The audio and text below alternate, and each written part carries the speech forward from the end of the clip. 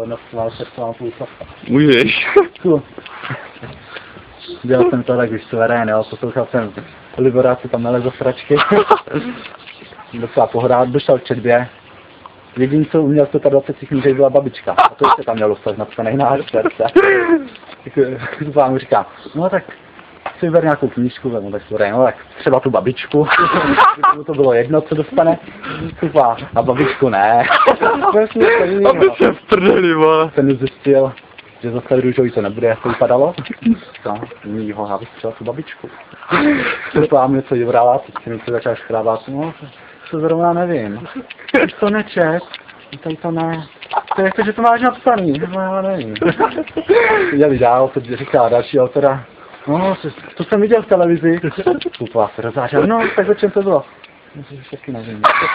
Takhle, ještě tak 3 knížky mu řekla. Nevěděl. Ty mu říká, no tady lžeš, tady máš seznam, jsem četla, ty to nic nevíš. No, říkala, no tak třeba tady na západní frontě klid, to víš? Jo, to víš. Zvoreně, kupala se opět do zářka. Zase jsem nic neviděl. Co dostane, tak mi řekne, o čem to je. Tak je to o vojně. No, správně. Tak mi řekne třeba z jakého období to je. Přemýšlel. Pokud vypotil druhá světová.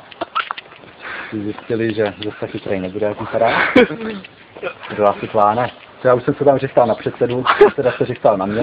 Chtěl komedie, jo. Ten zjistil druhá světová, že ne. První světová, no.